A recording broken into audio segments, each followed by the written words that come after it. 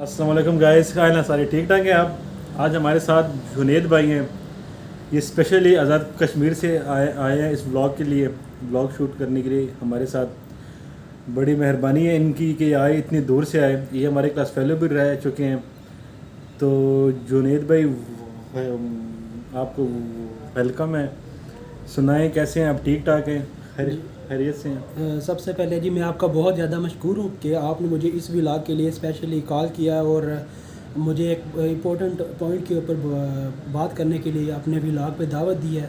और मैं जैसे कि आपको पता है कि हम दोनों एक दूसरे के क्लास फेलोज भी रहे और हमारा बहुत ही अच्छा यहाँ पर NCS में टाइम भी गुजरा है। तो आज मैं उम्मीद करता हूँ कि हमारा जो नेक्स्ट फ्यूचर होगा वो हम अपने अपने फ्यूचर में बहुत कामयाब होंगे। और आज जो हम बात करने के लिए जिस पॉइंट के लिए जमा हैं वो भी हमारा बहुत ही अच्छा गुजरेगा। अच्छा, आज स्पेशली जो है ना आपके से मैं पूछना चाहूँगा कश्मीर इशू के बारे में कि आप ख़ुद भी कश्मीरी हैं। तो बहुत से लोगों को नहीं पता है कि कश्मीर, आज़ाद कश्मीर जो है और पाकिस्तान का आपस में क्या ताल्लुक़ है, और फिर जम्मू एंड कश्मीर और ये कश्मीर एज अ होल क्या स्टोरी है इसकी, क्या है? कुछ इंडिया के साथ है, कुछ पाकिस्तान के साथ है, और है ये ऑटोनमस है, मतलब हम आपका अपना वज़ीर आज़म होता है और सारा सिस्टम होता है। तो इसके बारे में आप कुछ कहें कि कश्मीर की पहले ये हिस्ट्री थोड़ा सा बता, थोड़ा सा मतलब फिर आपने इस इलेक्शन जो हुआ है अभी 2021 में हुआ है इलेक्शन में, जिसमें PTI जीत गई है, इन सब के बारे में थोड़ी सी आप रोशनी डालें। वैसे अगर बात की जाए तो आपने मुझे इस वक्त कहा है कश्मीरी हूँ मैं, लेकिन मेरा दिल जो है वो मेरे मुल्क पाकिस्तान के साथ है, ठीक है। ज़बरदस्त। और जो मैं अपना मुल्क पाकिस्तान के लिए अपनी हर वक्त कश्मीरी जो है वो हर वक्त तैयार होता है अपने मुल्क के लिए जान कुर्बान करने के लिए, सबसे पहली बात। दूसरी बात यह है कि हमें कश्मीर को जानने के लिए कश्मीर की हिस्ट्री में जाना पड़ेगा। कश्मीर जो है वो एक वर्ड जो उसका सबसे पहले हम अगर देखें तो वो एक वर्ड जो है वो पहले इसको काशीर बुलाया जाता था। अच्छा। और काशीर से ये डराइव हो के हमारे पास कश्मीर तक पहुंचा। कश्मीर जो था ये पहले ताजिकिस्तान तक इसकी सरहदें जाती थी। अच्छा। जिसमें हमारे पास गिलगित बल्तिस्तान, लद्दाख एरिया, तिब्बत और ये अफ़गानिस्तान तक भी इसकी सरहदें थी। बाद में जब महाराजा हरी सिंह के दौर में यहाँ पर बहुत ज़्यादा जो थे वो जुल्म ज़्यादती और जबर का बाज़ार गर्म हुआ, तो लोगों ने इनके ख़िलाफ़ प्रोपेल करना शुरू किया। उसमें इस क्या हुआ कि बहुत से जो हमारे पास रावलाकोट की ये एक दास्तानें हैं कि वहाँ पर लोगों की ज़िंदा खालें खींच ली जाती थी, जो महाराजा हरी सिंह के लोग वो करते थे मुसलमानों के साथ जुर्म। वहाँ पर क्या था कि भाई वहाँ पर अक्सरियत जो थी कश्मीर में वो तो मुसलमानों की थी, लेकिन जो हुक्मरान था वो था काफर। और उसने क्या किया था कि उसने चंद पैसों की एवज़ कश्मीर को अंग्रेज़ों के हाथ बेच दिया था, जिसकी वजह से कश्मीरियों को ताहयात जो था वो ग़ुलामी में जाने के दर पे थे। लेकिन वहाँ पर फिर क्या हुआ कि हमारे कुछ भाई जो GB के थे उन्होंने महाराजा हरी सिंह के ख़िलाफ़ बगावत स्टार्ट कर दी। उन्होंने क्या किया कि महाराजा हरी सिंह के ख़िलाफ़ बगावत स्टार्ट करके उन्होंने अपना जो इलाका था गिलगित बल्तिस्तान का वो आज़ाद करवाया और उसको एक अलग से स्टेटस देने की उन्होंने भरपूर मुहिम चलाई। दूसरी बात क्या है कि भाई कश्मीर जो था, जो बाकी रह गया कश्मीर था, बाकी उसकी क्या स्टोरी है? जो लद्दाख था, जम्मू था और हमारा श्रीनगर और मुजफ्फराबाद का एरिया था और मीरपुर का एरिया। इसमें क्या था कि भी उसमें जो था अब जो आपके पास आपको पता है कि भी महाराजा हरी सिंह एक मुसलमान हुक्मरान नहीं था। उसने हमेशा सिख था या डोगर? वो डोगरा राजा सिख था, वो सिख था और डोगरा राजा था। अच्छा भाई, रिलीजन सिख था। हाँ। अच्छा। और उसने क्या किया था कि उसने जो है वो मुसलमानों के ऊपर बहुत ही ज़्यादा जबर किया, और जिसकी वजह से क्या हुआ कि मुसलमान जो थे वो आज़ादी की नारा लगाना शुरू हो गए, और जिसके नतीजे में आपके पास मकबूल भट्ट ने एक बहुत बड़ी तहरीक चलाई। किसने? मकबूल भट्ट, शहीद, जिसको कश्मीर का लीडर माना जाता है। उस मकबूल भट्ट ने क्या किया? एरा का बंदा था ये एरा था, ये था आई थिंक अपना 1940 से पहले का। अच्छा, शहीद मकबूल भट्ट। शहीद मकबूल भट्ट। और इसके बाद एक और क्या आपके पास हुर्रियत कॉन्फ्रेंस थी, हुर्रियत। उस हुर्रियत में ना मुसलमानों ने क्या किया कि अपने आप को एक अलग तशख़्ख़ुस दिखलाने के लिए पाकिस्तान के साथ, जो पाकिस्तान की आज़ादी के लिए मुसलमान लड़े थे, कश्मीर के मुसलमानों ने भी बहुत ज़्यादा जदोजहद की। आपको मालूम होना चाहिए कि जब अंग्रेज़ बरसीर को छोड़े तब इस वक्त बरसीर में हमारे पास 565 के लगभग रियासतें थी, जिधर उनको फ़ैसला करना था कि भी वो पाकिस्तान के साथ जाना चाहते हैं या कि इंडिया के साथ जाना चाहते हैं। जो प्रिंसली और स्टेट्स जो प्रिंसली स्टेट, जो बड़े स्टेट थे, लाइक हैदराबाद हो गया, पटना हो गया, कश्मीर हो गया, और इसी तरह वेस्ट बंगाल हो गया, पंजाब हो गया, इन रियासतों ने हमारे डिसाइड करना था, इनके रियासतों के हुक्मरानों ने या अवाम ने, कि जहाँ पर आपके पास ज़्यादातर अवाम मुसलमान हैं वो डायरेक्टली उसमें जम हो जाते हैं पाकिस्तान में, तो जहाँ पर हिंदू ज़्यादा थे वो ज़्यादातर चले जाते इंडिया में। लेकिन इंडिया ने क्या किया कि जब हैदराबाद दक्कन के जो, यहाँ पर मैं हैदराबाद दक्कन को इसलिए मेंशन कर रहा हूँ क्योंकि वो लाजमी है कि कश्मीर के साथ उसका एक लिंक है। वो कैसे है वो मैं आपके वो बताता हूँ। हैदराबाद दक्कन, जब निज़ाम ऑफ हैदराबाद ने जब ये ऐलान किया कि हम आज़ाद रहना चाहते हैं, आपको ये मालूम होना चाहिए कि तारीख़ में बहुत ज़्यादा जो हमारे पास सफ़ात हैं वो मस्ख़ कर दिए गए हैं, हमारे साथ असल तारीख़ पहुँचा ही नहीं की। जब हैदराबाद दक्कन ने जब ऐलान किया कि हम जो हैं हम ना तो पाकिस्तान के साथ जाते हैं और ना ही इंडिया के साथ जाते हैं, हम आज़ाद रियासत बनाएंगे और हम सर्वाइव भी कर सकते हैं। लेकिन बाद में क्या हुआ कि निज़ाम ऑफ हैदराबाद ने पाकिस्तान से पनाह मांगी सिर्फ इस बात के ऊपर क्योंकि इंडिया उनको ज़्यादातर प्रेशराइज़ कर रहा था कि आप हमारे साथ शामिल हो। और कुछ ही अर्सा बाद 1948 में आई थिंक उन्होंने हैदराबाद की सरहदों का घेराव करके हैदराबाद को अपने कब्ज़े में ले लिया और इंडिया की रियासत डिक्लेयर कर दिया। अब अगर इंडिया की बात मानी जाए कि इंडिया जो है वो कह रहा है कि मुसलमान वहाँ पर कम थे और हिंदू ज़्यादा थे और इसलिए हमने वहाँ पर हैदराबाद में जो है वो ऑपरेशन किया और उसको शामिल कर लिया। लेकिन यहाँ पर एक और पॉइंट भी है कि भी वहाँ पर रियासतों के जो हुक्मरान थे उनका भी बहुत ज़्यादा इन्फ्लुएंस था, लेकिन आवाम की जो राय होती है वो आवाम की राय ज़्यादा पावर रखती है। अगर आप दूसरी तरफ कश्मीर को देखें तो कश्मीर में ज़्यादातर मुसलमान हैं, तो मुसलमानों का जो था फैसला वो नहीं माना गया, जिसकी वजह से क्या हुआ कि 1948 में एक जंग छिड़ जाती है पाकिस्तान और इंडिया के दरमियान। उस जंग में क्या होता है कि पाकिस्तान से कुछ हमारे जो हैं, जब 1948 में हमारे पास जब 1948 में इंडिया और पाकिस्तान की फ़र्स्ट जंग लड़ी गई, फर्स्ट वार हुई, तो उसमें क्या हुआ कि आपके पास जो थे पाकिस्तान की फ़ौज और इंडिया की फ़ौज जो है आपस में लड़ पड़े। लेकिन यहाँ पर कुछ ऐसे भी हमारे पख्तून भाई थे जो कबायली थे जो पाकिस्तान की फ़ौज के साथ शाना बशाना लड़े, जिन्होंने कश्मीर में जाकर अपना लहू बहाया और उस धरती को अपने लहू से सैराब किया, जिसकी वजह से आज हमारा AJK पाकिस्तान की फ़ौज और अपने पख्तून भाइयों की वजह से हमारा AJK वो आज़ाद हो गया। अभी हमारे ये फ़ौज और जो हमारे फ्रीडम फाइटर्स थे वो कुछ ही एरिया पर श्रीनगर के एयरपोर्ट से कुछ ही एरिया पर दूर थे। वहाँ पर क्या हुआ कि भी वहाँ पर कुछ एक श्रीनगर का एक हुक्मरान था उस वक्त का, जो महाराजा हरि सिंह का आई थिंक बेटा था आई थिंक, भतीजा वगैरह होगा। हाँ, तो वो उसने क्या किया कि और एक और मुस्लिम लीडर था एक उसके साथ, उसने क्या किया कि वो चले गए इंडिया में, उन्होंने सियासी पनाह मांग ली इंडिया से। लेकिन इंडिया ने यहाँ पर गेम खेली है कि भाई उसने साइन करवा लिए कि आप ये डिक्लेयर करें कि कश्मीर जो है वो पाकिस्तान का नहीं बल्कि इंडिया का हिस्सा है। लेकिन महाराजा हरि सिंह ने उस वक्त, उसके पोते ने इस वक्त क्या किया कि भाई उसने कहा कि आप अभी इस वक्त सियासी पनाह दें, हम इसके ऊपर बाद में फ़ैसला करेंगे।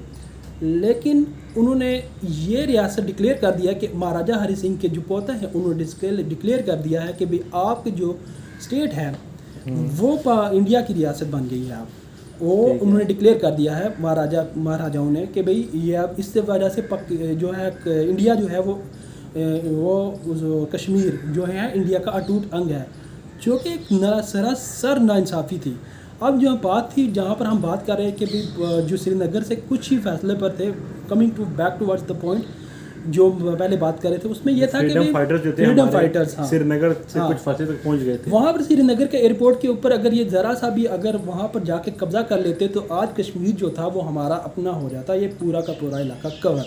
लेकिन वहाँ पर मस्ती जो थी वो हमारे जो कश्मीर कहते हैं हर कौम के अंदर कुछ गद्दार होते हैं, मीर जाफ़र और मीर सादिक जैसे सब गद्दार होते हैं। टीपू सुल्तान के साथ भी थे, हर हाँ, जगह पे थे। और इवन पाकिस्तान में भी बहुत से गद्दार पाए जाते हैं, आज भी होंगे और ये हर कौम में पाए जाते हैं। तो वहाँ पर एक ऐसा लीडर हमारा था जिसने इंडिया की गोद में जाके वो बैठ गया, जिसकी वजह से क्या हुआ कि आज तक वो कश्मीर जो है वो इंडिया के ही अंडर रहा। लेकिन जो हमारा प्यारा आज़ाद कश्मीर है वो पाकिस्तान के साथ, जो मेरा मुल्क है उसके साथ उसने अपना कोऑर्डिनेशन बनाने की आगे बात की और पाकिस्तान ने उनके साथ बहुत ही अच्छा बिहेव किया, जिसकी वजह से पाकिस्तान ने उनको एक सेपरेट रियासत तस्वर किया और उसके साथ साथ उसको अपने इंतज़ामी उमूर में लाने के लिए उन्होंने ना सिर्फ अपनी अफवाज पाकिस्तान की खिदमत पेश की बल्कि उनको एक अमूर कश्मीर भी दिया, जिसकी वजह क्या है कि आज़ाद कश्मीर में सदर वज़ीर आज़म होता है, लेकिन उसके साथ एक अमूर कश्मीर डिफ़ाइन करता है कि इनका ताल्लुक़ पाकिस्तान के साथ है। अब रिसेंटली अगर हम बात करें तो आज़ाद कश्मीर तो बहुत ही अच्छी मिसाल है पाकिस्तान के अच्छे अखलाक की। लेकिन दूसरी तरफ अगर बात करें इंडिया की, इंडिया ने क्या किया है कि भाई रिसेंटली जो आप रिसेंट पास पे जाएँ तो आपके पास आई थिंक 2019 में, यस 2019 में 5 अगस्त में उन्होंने क्या किया कि आर्टिकल 270 और आर्टिकल 35 उसकी हैसियत ख़त्म करके उन्होंने कश्मीर को अपना एक सूबा डिक्लेयर कर दिया है, जो कि बहुत ही बड़ी ज़्यादती है मुसलमानों के साथ और कश्मीर के लोगों के साथ, और उनका एक आज़ाद तशख़्ख़ुस को ख़त्म करने की कोशिश की गई है।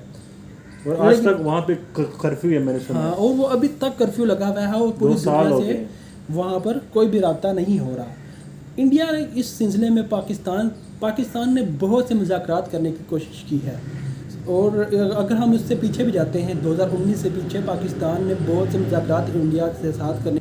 अब देखें तो अब जो है ना इंडिया का जो है वो इंडिया और पाकिस्तान ने बहुत से जो है ना ऐसे मुआहदे किए हैं कि हम कश्मीर के ऊपर बात करेंगे, लेकिन होता क्या है कि बहुत से मौक़ों के ऊपर पाकिस्तान जो है वो अपनी शराइत और अपने सारे इसके सारे पॉइंट्स के ऊपर पूरा उतरता है, लेकिन इंडिया क्या करता है वो पॉइंट से भाग जाता है और वो जो है वो रियासत में कलबली मचाने के लिए, और उसका इंटरेस्ट भी है उस रियासत में, क्योंकि आप अगर देखें तो इंडिया जो है इंडिया का सारा पानी जो है वो कश्मीर से जाता है। कश्मीर में हमारे सारे दरिया बहते हैं। Kashmir is a life line of both the countries. हाँ, कश्मीर जो है वो एक लाइफ लाइन की हैसियत रखता है। उसने बहुत ज़्यादा डैम्स बनाए हैं, उधर बहुत ज़्यादा डैम्स बनाने हमारा जो सबसे बड़ा डैम है जो मोगला डैम है वो कश्मीर में है। जी हाँ, वो तो हमारे और पाकिस्तान की एक ब्रदरहुड की एक निशानी है, और हम जो है हमारी जान माल सब कुछ उसके ऊपर कुर्बान। और हमारा जो है मैं अपने बात बता रहा हूँ कि जो हमारा इलाका है हमारा इलाका भी डैम से मुतासर हुआ था, लेकिन हमारे जो गवर्नमेंट ऑफ पाकिस्तान ने हमारे साथ जो किया था हमारे साथ में काफ़ी लोग बहुत ज़्यादा हमारे लिए काबिल सताइश है। दूसरी बात अगर हम करें कि अगर इंडिया की बात करें तो इंडिया ने बहुत ज़्यादा डांस बनाए अभी रिसेंटली उधर, तो इंडिया नहीं चाहता कि वो अपनी इन्वेस्टमेंट कश्मीर में ख़राब करे और कश्मीर को वो तशख़्ख़ुस देने के लिए पाकिस्तान के साथ राज़ी हो जाए, जिसकी बात पाकिस्तान इंडिया के साथ कर रहा है। और इस जगह पे यूएनओ का भी बहुत ज़्यादा अहम किरदार है। यहाँ पर यूएनओ की दोगली पॉलिसी नज़र आती है उस वक्त जब यूएनओ में युगांडा की अगर हम युगांडा नहीं सूडान की बात करें तो सूडान में नॉर्थ सूडान और साउथ सूडान में उन्होंने कॉन्फ्लिक्ट को रिज़ॉल्व कराया। इस तरह साउथ कोरिया और नॉर्थ कोरिया में कॉन्फ्लिक्ट को रिज़ॉल्व करवा के उन्होंने अपनी जो रेजोल्यूशन है उनके ऊपर पूरा उतरा। लेकिन जब मुसलमानों की बात आती है तो यूएनओ जो है वो डबल माइंडेड गेम खेलता है।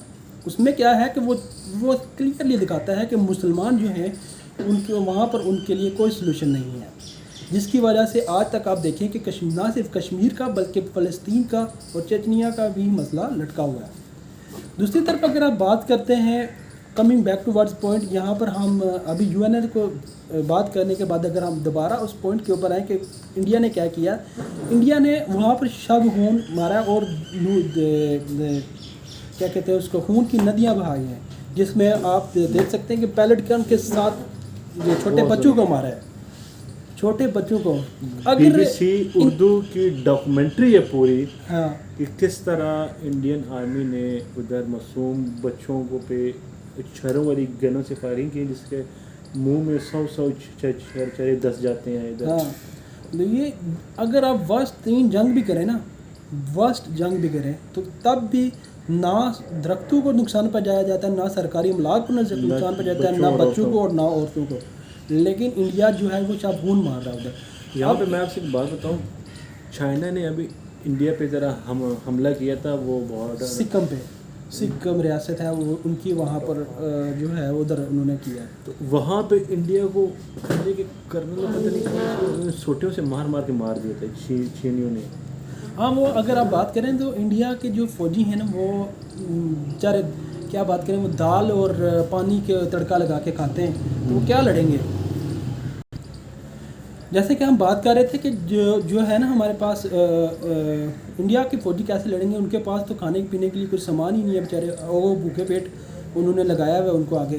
दूसरी बात, इंडिया जो है वो बहुत ही बड़ी जमहूरियत होने का दावा करता है, नाम ने दावेदार है, लेकिन उसको बंदा पूछे कि आपकी जो मुख्तलिफ रियासतों में आज़ादी की तहरीकें चल रही हैं, आपने क्या उनको सपोर्ट क्या आपने उनसे बात की है?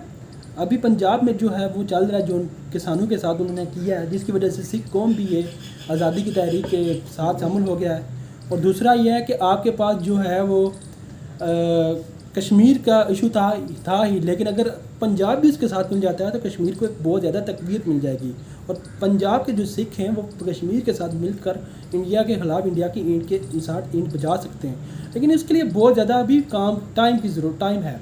दूसरी तरफ अगर बात की जाए, लेकिन इसको ऐसे कह सकते हैं कि ये टाइम बम है जो कि एक्सप्लोड किसी भी वक्त कर सकता है, और इसमें एक भट्टी है और उस भट्टी में जो है वो आग गर्म हो रही है आहिस्ता आहिस्ता, वो एकदम ही फटेगी और पूरा का पूरा इंडिया जो है वो टूट जाएगा। और आप देखेंगे फ्यूचर में कि इंडिया जो है वो 3 से 4 हिस्सों में लाजमी टूटेगा इंशाल्लाह। सेकंड टाइम अगर आप देखें दूसरी तरफ, इंडिया ने एक और बहुत ही ज़्यादा भयानक काम स्टार्ट किया कश्मीर में।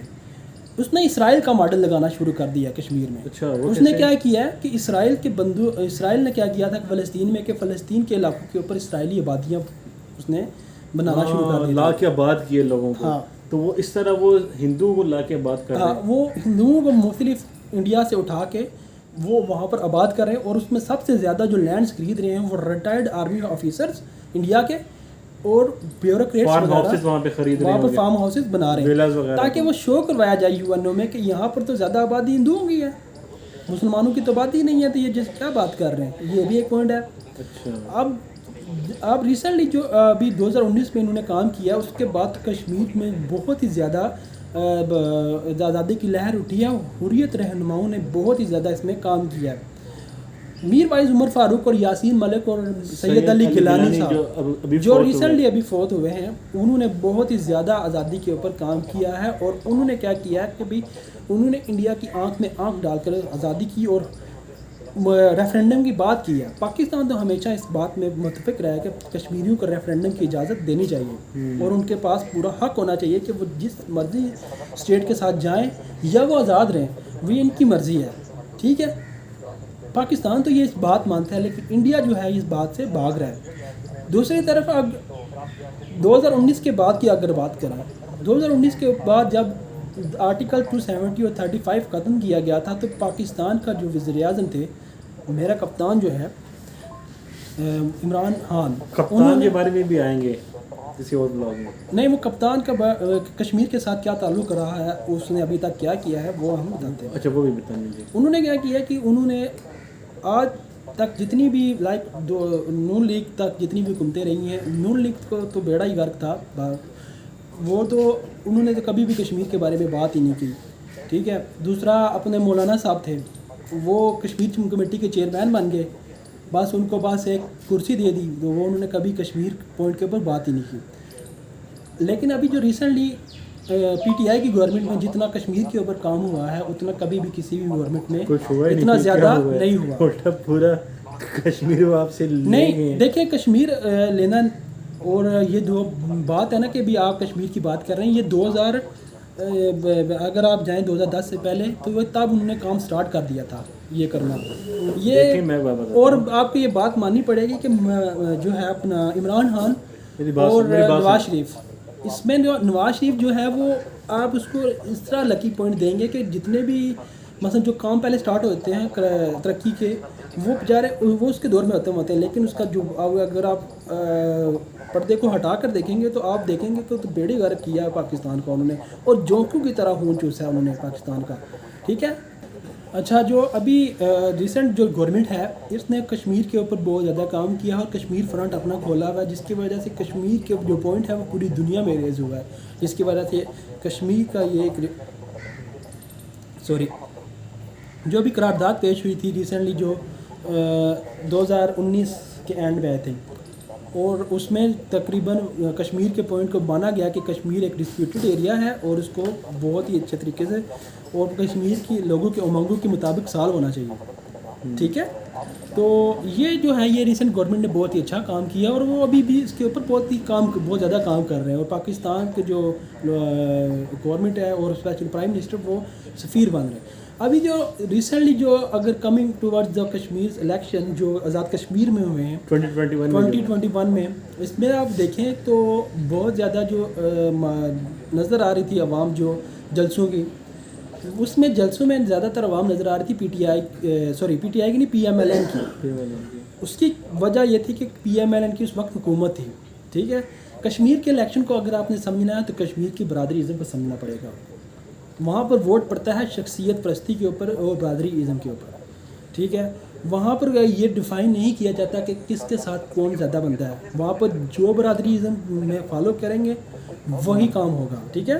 ठीक है। अभी जैसे बैरिस्टर सुल्तान, अगर मैं अपने हल्के की बात करूं, बैरिस्टर सुल्तान महमूद चौधरी की, तो वहाँ पर ज़्यादातर लोग जो थे वो बैरिस्टर सुल्तान महमूद चौधरी के साथ इसलिए थे ताकि वो कश्मीर और अपने मीरपुर की भलाई के लिए काम करें, और उन्होंने कश्मीर के लिए भी बहुत ज़्यादा काम किया, लेकिन वो ज़्यादातर वो कह रहे थे कि मीरपुर जो है उसको डेवलप करें। मीरपुर ये स्पेशली बताने का ये मकसद है क्योंकि वहाँ पर वो बरादरी को ज़्यादा सपोर्ट किया जाता है और बैरिस्टर के साथ ज़्यादा बरादरी वाले लोग थे। अगर हम चौधरी सईद की तरफ आते हैं तो चौधरी सईद साहब ने क्या किया था कि चौधरी सईद साहब ने भी मीरपुर के लोगों के लिए बहुत अच्छा काम किया, लेकिन चौधरी सईद साहब की वो बदकिस्मती कि वो उनकी पार्टी जो है वो एक तो करप्ट साबित हुई है, दूसरी ये है कि वो खुद भी करप्ट साबित हो गए थे अपने दौर में, उनको फिर नायल कर दिया गया। और ओवरऑल अगर हम एक बिगर पिक्चर में कश्मीर के इलेक्शन की देखें बात, तो हमारे पास जलसे जो है वो कहा जाता है कि भाई डिफ़ाइन नहीं करते कि कौन विन करेगा। On the day of voting polling वो डिफ़ाइन करती है कि आपका कौन सा लीडर जीतने वाला है। ठीक है। तो अभी जो बात कर रहे हैं कि नून लीग वाले और ये कि हम जीते हुए थे तो हम हार गए तो हमें वो ये धांधली हुई है, और इन लोगों ने बहुत ही ज़्यादा ये कोशिश की है कि हम इंडिया के एलिमेंट को शामिल करें और कश्मीर को धांधली की जहाँ तक बात है, जो ज़िमनी इलेक्शन हुए हैं जो उकाड़ा में जो हुआ है, हस्का में जो है कि प्रिजाइडिंग ऑफिसर को उठा के ले गए थे। हाँ, वो तो अलग बात है ना, लेकिन मैं कश्मीर के बारे में नून लीग के हक में आया है, फिर री इलेक्शन हुआ है और फिर उसमें नून लीग वाली सीट ले गए थे। हाँ, वो तो है आप ना। नहीं कह सकते कि किसी पार्टी के साथ होता है, किसी से ये होता है होता रहा। हाँ, ये तो होता है, लेकिन आपको ये मानना पड़ेगा जो कश्मीर में वही हुकूमत आती है जो पाकिस्तान में जो विफाक में होती है। हाँ, तो ये जो आप कहना कि अभी नून लीग जीत जाती, पीपी जीत जाती, तो वो बहुत ही आप क्या समझना कि आप बहुत ही अपसेट हो जाते हैं। अपसेट है, बहुत बड़ा अपसेट है और आप हकीकत से लाइलम है। ठीक है। यहाँ पर जो पीपल्स पार्टी है उसने बहुत बड़ा सरप्राइज़ दिया है। उसने 11 सीटें जीत ली हैं, 42 सीटें होती हैं टोटल जो जनरल इलेक्शंस पे लड़ी जाती हैं, उसमें से 11 सीटें उन्होंने जीत लिया, जबकि उनके पास तो पहले 2 सीटें थी। अच्छा, वो 2 से 11 पे आ गए। हाँ, और जो नून लीग थी जिसके पास 36 सीटें थी, वो 36 से आई थिंक आ गए 6-7 पे आ गए। अच्छा, और वो उसकी सबसे बड़ी वजह यह है कि उन्होंने हमेशा जो है मेरिट का कत्ल किया है, अडहाकिज़म को प्रमोट किया है, और जो भी काबिल नौजवान थे उन सारों को उन्होंने कत्ल उनका जो है वो मेरिट का कत्ल किया है। तो आपकी ज़ाती राय है। हाँ, वो तो मेरी ज़ाती राय है, लेकिन कितनी सीटें थी पीटीआई की इस वक्त मेरे ख्याल में 26 तो उन्होंने जीती हैं जनरल इलेक्शन में, और उसके बाद अगर उनको मिला दिया जाए जो मिलती हैं आपको वुमेन की सीटें मिलती हैं, और जो आपके पास मखसूस नशिस्तें होती हैं वो मिलती हैं कुछ, तो वो मिला के आई थिंक 30 के लगभग हैं उनकी सीटें, और वो इस वक्त उन्होंने गवर्नमेंट फॉर्म किया, और मैं उम्मीद करता हूँ कि वो आज़ाद कश्मीर के लोगों के लिए बहुत अच्छा काम करेंगे। यहाँ पर जाते जाते मैं एक आपको बात बताता चलूँ कि दूसरे एंड वाले कश्मीर वाले लोग क्या सोचते हैं जो IOK में है, इंडियन ऑक्यूपाइड कश्मीर में है, वो क्या करते हैं। मेरे भाई जो है वो एक दफ़ा गया था, मैं एक पर्सनल एक्सपीरियंस बता रहा हूँ कि वो लोग कितना मोहब्बत करते हैं पाकिस्तान के साथ, और कश्मीर जो इस वाला कश्मीर है पाकिस्तान का। उन्होंने मेरा भाई जो है और मेरी अम्मी जो है वो एक गए थे इधर उम्रे पे, तो वहाँ पर कश्मीर का एक बुज़ुर्ग मिले जो IOK के कश्मीर वाले हैं, तो उन्होंने हमारे भाई के जो थे ना वो हथेलियाँ चूमी, और उन्होंने कहा कि आप कश्मीर से हो, आज़ाद कश्मीर से जो पाकिस्तान के साथ है, और हमारा मुल्क है वो, और इंशाल्लाह हम उसमें आएंगे। और जाते जाते अल्लाह ताला मेरे मुल्क को बहुत सलामती दे, और इसके ख़िलाफ़ हर बुरी निगाह उठने वाली को ख़त्म करे, और अल्लाह मेरे मुल्क को तरक्की दे। इंशाल्लाह। पाकिस्तान जिंदाबाद। पाकिस्तान जिंदाबाद।